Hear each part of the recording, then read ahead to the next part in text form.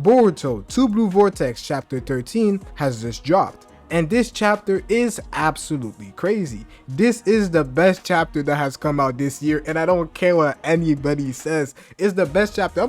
I'm including all the new gen mangas. I'm including everything that has dropped this year, and I'm putting it as number 1. And you can't convince me that this chapter isn't the best chapter that's already come out in 2024.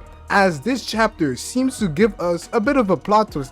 This is something that I did not predict, but it actually made a lot of sense. The Boruto world is becoming a whole lot more complex as we have the revelation of alternate timelines and different timelines that are happening simultaneously. But we will get to understand that later on in the chapter. But the first thing we must do is talk about the cover. As in today's chapter, I was a bit surprised. I thought it would be Koji, but I don't mind it at all. But we have Boruto as the cover of this chapter, as it says, "Keep going no matter what awaits you." This is something I'd be hearing from Eren, and I really like that this chapter is a chapter that involves people having the ability to see the future and what is going to happen, almost like Eren also had the ability to see the future and saw different things that happened in his timeline. And the cover of this chapter, we have Boruto with a dynamic pose. Boruto is seemingly moving forward, just like the title seems to suggest. Boruto has purple hues, a bit like what Sasuke would have. We know that Sasuke always has a bit of purple on him. I really like this cover. I'd give this cover a bit of an 8.5. It's a simplistic cover. We don't see too much in the background, but I really like it. It's a solid one. Boruto always comes with the clutch covers. Whenever he's a cover, it's always fire. It's always amazing. The subtext is Boruto struck in the chest by Jura's lethal shot. What lies ahead of Konoha? This is the subtext that the cover is giving us. So let's jump into the chapter. And this chapter continues right where we left off. We had a Jura who just came off sniping Boruto, and he seems to be going for the next shot. It says Boruto has fallen to Jura's wicked shot. Is there any hope against the unrelenting pursuits? And then we have a Jura who is about to snipe Boruto again. And he's like, yo, you were kind of entertaining. You did your thing. You showed power. You showed prowess. However, it's time for you to go to sleep. But right when Jura was about to launch that shot, we have a bug who pops out of Jura's clothing. We literally see Bug interrupt Jura and take the torn soul. First, a lot of people may have suspected that Bug maybe went against Jura. Bug is rebelling against Jura, but that simply isn't the case because of the translations that we see. The translations that I am using are the most accurate fan translations that are out, but because I won't be there when the official chapter does come out, I decided to use these ones, and they are perfectly fine. We have Bug who says, "Oops, did I interrupt you?" And he is referred to as Mamushi. And we have a Jura who is asking Bug about exactly what is happening. Bug tells Jura that Matsuri has just returned to their dimension. We have the dimension where the cube is always found. Bug has an idea of everything that is going on with Boruto, and he confirms to Jura that Boruto is in fact working with somebody else, and this is a knowledge that he has obtained by himself. This is quite interesting to me because I don't know exactly how they were able to find out this sort of information. We know from Koji that the place and lair that they are currently at has an even higher genjutsu level than normal. But we had a Bug who was able to clearly see what Ida was doing. So I don't know if Bug personally went to go do some mission regarding Koji and finding out who exactly he is, but somehow he has access to information proving that Boruto is in fact working with someone else, as we know to be Koji. Bug is kind of surprised that we had Hidari be taken down, but Jura shows his respect towards Boruto, the one who took him down, saying that Boruto is actually a formidable opponent. And he says that Boruto is lucky, as it seems like the heavens do not want Boruto to end up dying. And Boruto gives him back of a stare. We don't see Boruto struggling. We see a Boruto who can't fight, but he's definitely not showing struggle. I like the calmness that Boruto is showing, but Jura calls this a divine intervention. I don't know if this is saying that, oh, it was Boruto's fate. Somehow he was supposed to die at that current moment, but it appears like Jura won't be killing Boruto for now. And just like I've been saying for a while now. At first, I suspected it would be Momoshiki, but if this arc is to be a long one, we won't have Jura versus Momoshiki end up happening now. Whenever Momoshiki ends up popping up, it is always near the end of an arc, almost as a second cliffhanger. Like we saw, Naruto ended up being Ishiki, but then we have another cliffhanger of Momoshiki popping through. We usually get that sort of vibe when Momoshiki is to come. Another reason why Momoshiki probably didn't pop up is because Boruto could have healed himself, but Boruto did not do so. Boruto did not heal himself because he knew that it would probably lead to Momoshiki coming out due to him tapping into his Otsutsuki powers. So Boruto did not do so, which allowed Momoshiki not to make an appearance in this chapter. However, what we do get in this chapter is a flashback, and I am so happy that we get a flashback. We have a Boruto who is running from his pursuers, a bit like what the rogue ninja would do. We had rogue ninja like Zabuzu and Haku who were constantly fighting various people who wanted to kill them because they had deserted their village. We see this with Boruto, but times 10, because he is an Otsutsuki and also because he killed the 7th Hokage, the Hokage that is beloved by almost everybody around the world. Boruto meets up with Kashin Koji's frog, and Kashin Koji's frog tells him that he wants to help him out and that Boruto should end up touching him so that they are reverse summoned back to where Kashin Koji is. Boruto does just that, and we see a Boruto along with his hair and everything. He looks amazing. I really love seeing Kid Boruto and Boruto with his long hair. Every time there's some sort of a training arc, I really love it. They usually tend to be my favorite arcs, like with the Pain arc, but I'm really enjoying this arc at the current moment as we have a Boruto who ends up meeting with Kashin Koji. We already saw that sneak peek page which confirmed that in fact the frogs that Kashin Koji does end up using are frogs that are artificial, not actual frogs that exist out there, but we are currently outside the land of wind. And when we come to find out another aspect of this chapter that could reveal that there is something happening in the land of wind, which is the land where we find the village of sand. So it's going to be quite interesting to see just how much the world building is going to continue improving as something that is quite important. And now we're seeing this for the second time is the lair in which Kashin Koji and Boruto are using to stay away from their pursuers.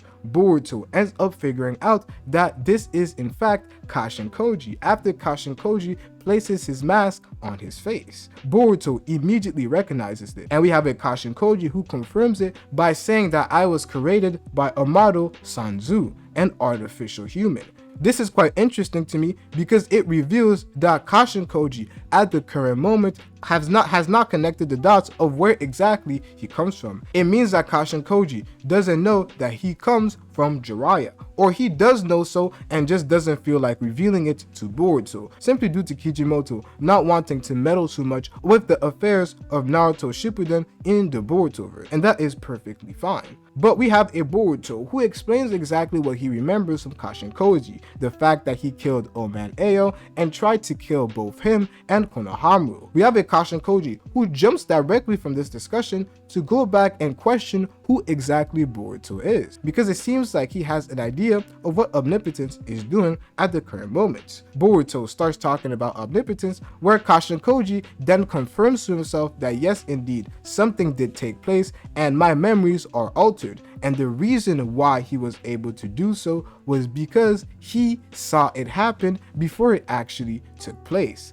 Kashin Koji knew that this was a likely outcome. And why is that? We come to figure out that Kashin Koji has in fact seen the future. And it is after he confirms to himself that this is true, the future that I saw is true, where Boruto and Kawaki end up reversing their lives. Kashin Koji then apologizes to Boruto for everything that he had done in an attempt to outsmart Ishiki.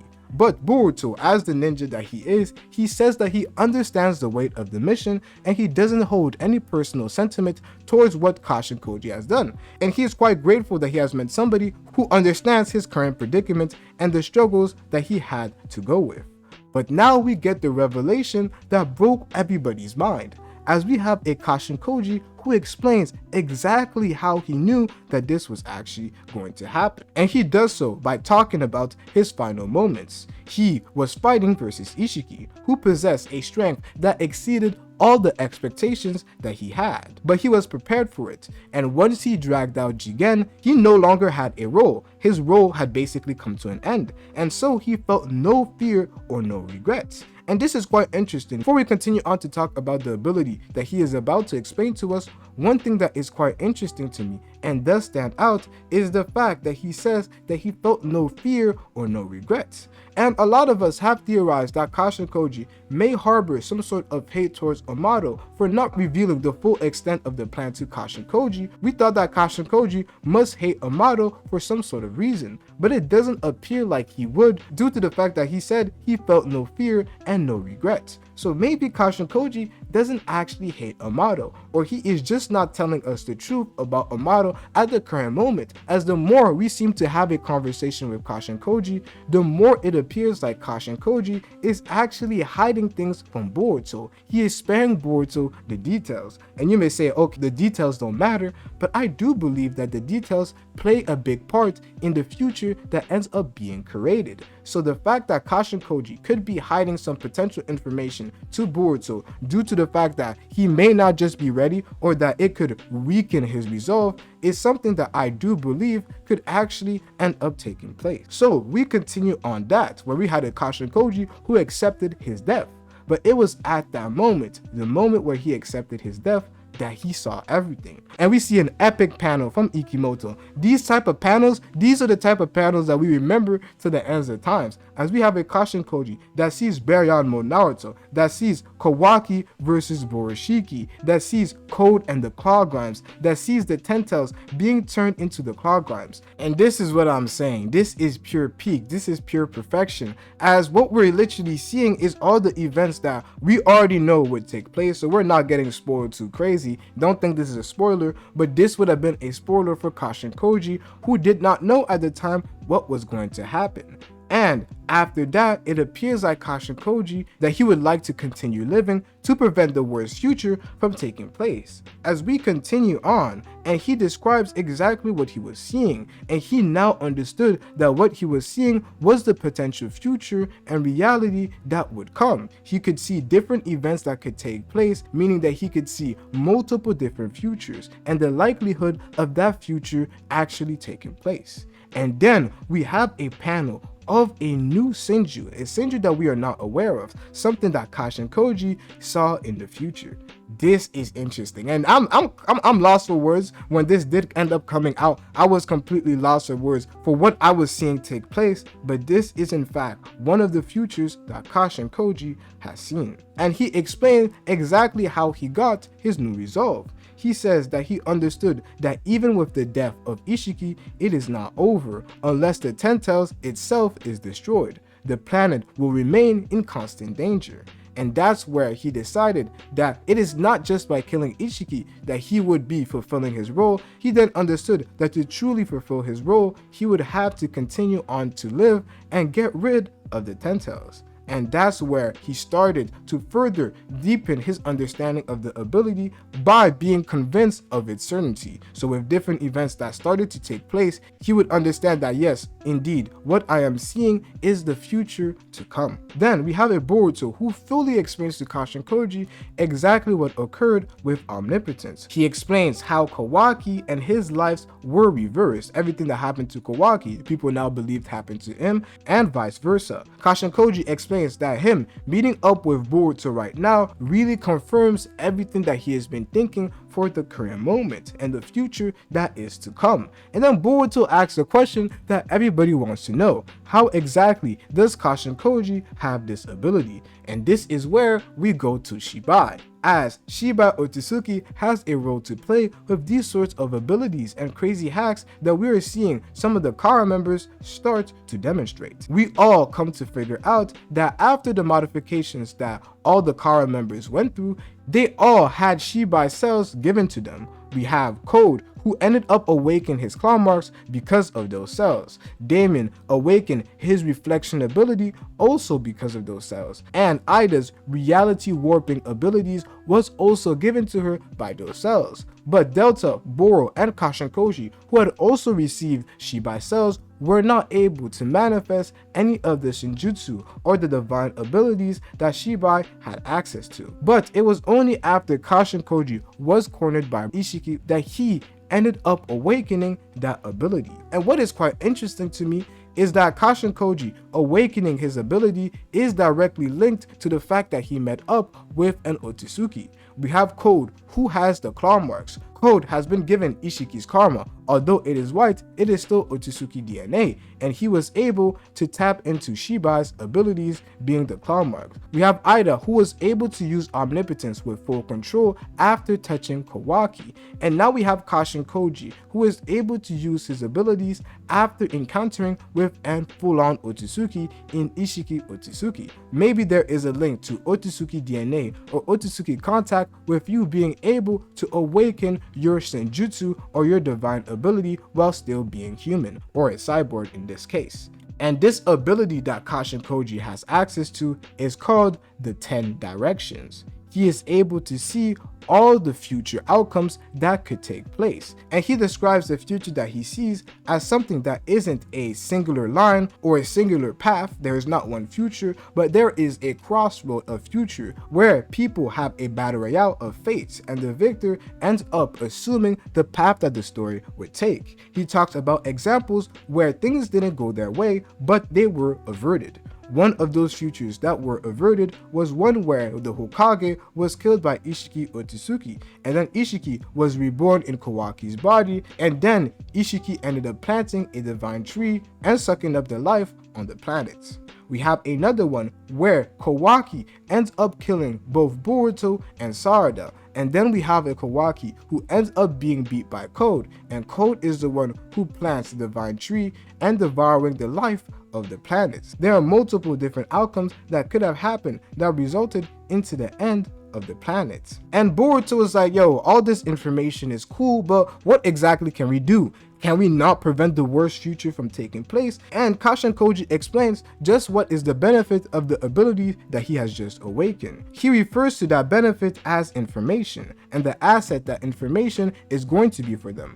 Not only is Boruto no longer going to be cornered by his pursuers, as he will literally have Kashin Koji letting him know what will happen and how exactly the ninja will move, so he will be perfectly fine when it comes to dealing with them. But the next aspect that Kashin Koji discussed explains exactly why Boruto got so strong in the timescape. Kashin Koji remembered all of the abilities that future Boruto had mastered and decided to teach it early on to Boruto, and passing up all of the corners that he would have to learn to eventually master those abilities. By knowing exactly what happens in the future, Kashin Koji took that information and now gave it to Boruto, leading to the exponential increase that Boruto had in his power and why he is so much stronger than the people around him. And it is to deal with the worst future that can take place. And that's what Kashin Koji is about to explain to us. He tells us first that he knows exactly how to save Sasuke, but he has to tell Boruto about the worst possible future that could take place, and that's what he ends up telling Boruto about. And that future is the future that we are currently at. The first thing that happens in that future is that the Ten Tails breaks from Code's control and achieves a new form of evolution. And then we have the emergence of multiple Senju, divine trees. This is what we are currently seeing take place. Each of them have an independent will of their own. This is literally what we see with Jura, Hidari, and all the various Senju that are starting to pop up. And he says the possibility of us stopping this future is quite low, but they still continue with the goal at the time of stopping this future from taking place. However, it truly was too late, as Boruto was not able to stop the creation of the Senju with their own consciousness, as this is the future that we are currently in. And Kashin Koji ends up telling Boruto the hard truth. He says, I will spare you most of the details, but one thing you must know is that the most dangerous guy out of all of them is Jura, and Jura will be the one to kill you. And that's crazy. I don't know how I would react if that was me being told that this guy's gonna kill me. It would just motivate me to train. But yeah, it must be something. It gives Jura that aura. Maybe was this the moment that Jura was supposed to kill Boruto? Did something happen and fate changed? Hey, I have no answers to it right now. Maybe this was not the moment that Boruto was meant to die.